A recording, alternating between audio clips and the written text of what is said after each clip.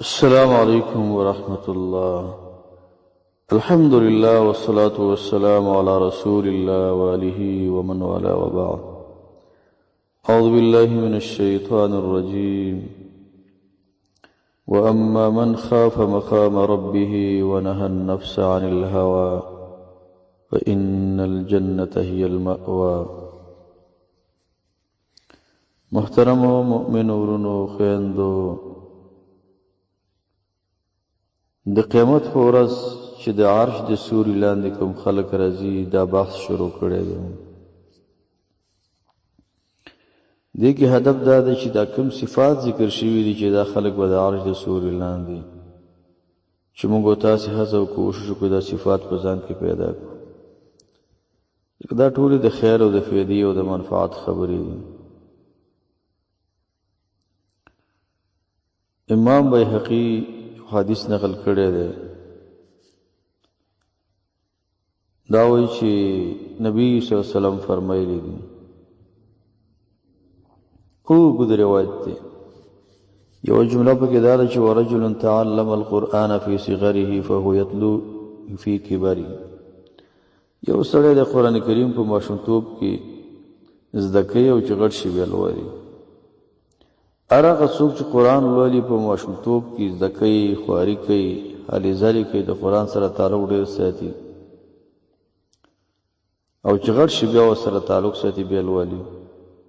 دې وخت کې زده کوي، تعلیم یې کوي او وروسته به لولي، تلاوت یې کوي بار بار. د قرآن سره تعلق دا بهترین تعلق دی.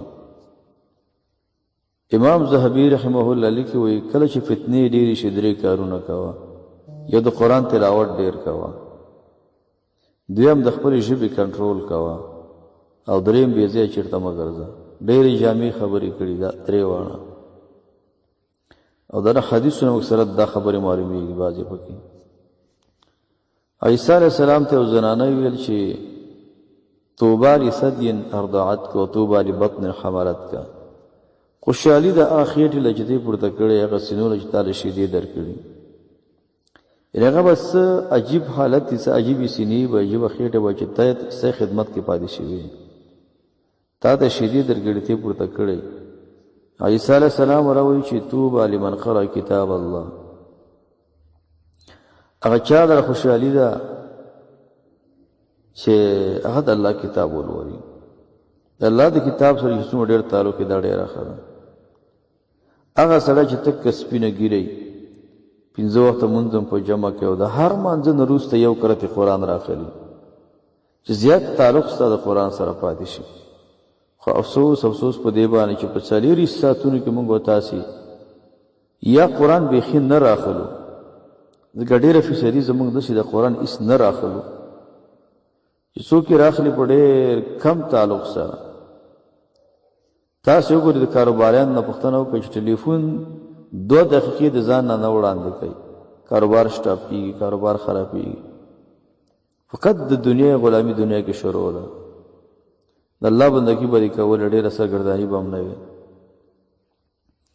اسید بن حضیر ده به چې کله قرآن لوسته نو سار مانځنه بعد خپله قصه سیرت کې نقل کوي چې زما زوی زما څنګ کې ودو یحیی او اس خوځېده را خوځېده، ما داسې دا اس پې خپه کېږي. ما به چې کله تلاوت ودرو دا اس به ودرېدم، ما به تلاوت شروع کړي، اس به حرکت کو، ټوپونه به وار، بیا مې دا زوی راځي که څنګ کې به واچو په دې خپه کېنېږي. بیا مې سار نبي علیه السلام ته ویل، نبي علیه السلام ویل چې ستا قرآن ته ملایکې راغلی وي، که ته همداسې دوامدار وي نو سلیمه شي به دا سره کړی وي. نو محترمو د قرآن سره تعلق وساتئ. که چا له یاد نه قرآن شروع کوي، قرآن ولولئ، بار بار ولولئ، بار بار ولولئ، بار بار ولولئ. خالد بن ولید رضی الله عنه د هغه صحابي دی چې د ده زیاته زندگی جهاد کې تېره شوې ده. ده به چې کله قرآن راواغه جړل به دا به ویل چې مونږ جهادونو کې ډېر مصروف یو، ستا لوستل مونږ کم کړل. عکرمه رضی الله عنه قرآن به راواغه خپل به ویل هذا کلام ربي ومنشور ربي، دا زما د رب خبرې زما د رب منشور دی چې څومره د قرآن سره ډېر تعلق سره ساتلی شي وساتئ. یو عرب نه چا پوښتنه کړې چې د صحابه او تابعینو د متقدمینو د سلفو د قرآن سره تعلق څنګه و؟ هغه ولې وی لکه څنګه چې نن زموږ او ستاسو تعلق د ټلیفون سره دی. د هغوی داسې د قرآن سره ټلیفون سره زموږ او ستاسو څومره زیات تعلق دی و د هغوی په همدغه ترتیب باندې و. نو د قیامت په ورځ به هغه کس د عرش د سوري لاندې چې د قرآن سره تعلق ډېر ساتي بس په 40 ساعتونو کې بار بار راخري بار بار راخري بار بار راخري مخکې نور پیدا کوي ګناهونه دي ختموي نیکیانې ورسره ډېرېږي سکون ورسره پیدا کیږي خوشحالي ورسره پیدا کیږي بهترین عبادت دی په هر لس نیکۍ درکول کیږي. هغه خلک ډېر بدبخته دي چې قرآن هېڅ ورته یاد نه دی. د ډېرو زیاتو خیرونه دا خلک محروم دي او نه یې زړه کې کله دا راځي چې د قرآن سره تعلق لږ ډېر کړو. مسافه هم ډېره زیاته د قرآن سره مسافه کمول پکار دي. 18 نمبر هغه کس چې هغه د عرش د سوري لاندې هغه دا دی چې رعایت الشمس لمواقیت الصلاة. یو سړی د لمر ته ګوري او د مانځه حالات څاري. د لمر نه معلوموي چې ماسپښین ټیم راغی د مازدیګر راغی ماښام شو د اوقات معلوموي اوقات دا هسې نه معلوموي د مانځه دپاره چې مونځ ونه خراب نه شي انتظار کوي چې مونځ ونه خراب نه شي. روزنه ځکه حدیث کې ذکر دی کنه سبعة فی ظل الله یوم القیامه یوم لا ظل الا ظله. دا حدیث دی وفي د سپکې دی چې ورجل یراعي الشمس لمواقیت الصلاة ورجل ان تکلم بعلم وان سکت سکت عن حلم. دا هغه سړی دی چې خبرې کوي خبرې د علم سره کوي او که چپتیا کوي بس حلم وسره حلم ور دوباره ته ویل کیږي. سړی د جاهل انسان د جهل په مقابل کې خاموش پاتې شي. دا دویم صفت بلکې د نن درس کې دویم او دریم جوړیږي اما په مجموع کې د 18 جوړیږي. هغه کس چې هغه د منځونو انتظار کوي د منځونو پابند دی.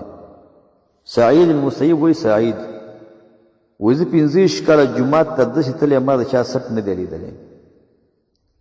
مطلب یې دا دی زه داسې وخت کې جومات ته تللی جومات کې به هېڅوک هم نه و او د جومات نه بیا داسې وخت کې راوتلی ما جومات کې به هېڅوک هم نه و ټول خلک به وتلي وو او داسې وخت کې به هم چې هېڅوک به نه و. څومره چې د زیات وخت ورکه بندګۍ ته همدومره ته قیمتي کېږي همدومره ستا معنوي لحاظ سره ترقي کېږي. د الله بندګۍ ته تلاوت ته دې ته وخت ډېر ورکه. منځونه په عجله مه کوه منځونو کې منډه مه وه دې کې خیر نشته. دارنګه 19 نمبر القول الحق فی التجاره حق وینا کول رښتونه وینا کول جوړه وینا کول په تجارت کې په بیع او په شراء کې. دغه حدیث کې ذکر دی کنه ورجل تاجر سړی تاجر مخکې یو حدیث کې ذکر شو مخکې ذکر شو امین تاجر. نو دلته وایي هغه سړی چې په تجارت کې رښتیا وایي. عبدالرحمن ابن عوف لونه چا ویلي چې ستا د عمل په څه شي ډېر شو ویل 4 خبرې دې ما کې. یو زه په خپل کاروبار کې دروغ نه وایم. کاروبار کې دروغ ویل دا د بې برکتۍ سبب ګرځېږي. دارنګه هغه کسب د عرش د سوري لاندې چې ستا په چا باندې قرض او دا قرض مکمل معاف کړي. دا مخکې ذکر شو یا ورته مکمل معاف کړي یا ورته وخت ورکړي. او زموږ د مسلمانانو ترمن په دې معاملاتو کې څومره بد اخلاقیان رامنځته کېږي او څومره خلک یو بل له پکې بد او خراب الفاظ وایي تیز الفاظ یو بل ته وایي. الصدق فی التجاره، په تجارت کې رښتیا وایي، دروغ به پکې نه وي، ګډې وډې خبره پکې نه کوي. دغه حدیث کې ذکر دی کنه ان التاجر الامین الصدوق المسلم مع الشهداء يوم القيامه. هغه تاجر چې هغه رښتونی دی دا به د قیامت پر ورځ د شهداء سره. التاجر الصدوق تحت ظل العرش يوم القيامه. تاجر به د قیامت پر ورځ د عرش د سوري لاندې خو چې رښتیا وایي. دارنګه اعانة الاخرق، یو سړی ساده دی ګونګی دی، د سره کومک کول، د ته کار پیدا کول، څوک نه پیژني، دا خپله چا سره بلد نه دی، په کسبونو کې بلد نه دی، په لارو کې بلد نه، په هېڅ څه نه پوهېږي. داسې کس پو کول، داسې کس سره کومک کول، معاونه کول، مساعده کول، دا ډېره مهمه ده. دارنګه الوضوء على المکاره، یخني ده، تکلیف دی، مشقت دی، دې وخت کې اودسونه کول. د دې وجې نه اودس چې کله وکړي د مخ نه چې کومې اوبه روانې ده اودس، امام اوزاعي نه نقل دی که نه وایي دا اوبه به د قیامت په ورځ بیا تلل کېږي، دا به وزن پیدا کوي. د دې وجې نه د بعض علما نظر دی اودس نه وروسته مخ مه وچوه. د نبي صلی الله علیه وسلم دواړه طریقې نقل دي، ام پرېښودل ام وچول. المشي الى المساجد في الظلم، په تورو تیارو کې جوماتونو له تګ. مخصر مانځه روانې وه تیاره کې، د سهار مانځه روانې په تیاره کې، ستا د حالې دا زرې دا ابس نه دي. د دې به نتیجې انشاءالله چې تاسو درکول کېږي. و اطعام الجائع، وږې دغه ته خوراک ورکول، که دا اولاد دی او که دا ښځه ده او که دا بچي او که دا ګاونډی دی که دا هر څوک دا ملګري دي، خوراک او څښاک ورکول او دا صفت په ځان کې پیدا کول. تقریبا تر دې ځایه پورې 15 هغه صفات ذکر شو چې دغه صفات څوک په ځان کې راوړي د قیامت پر ورځ به دا کار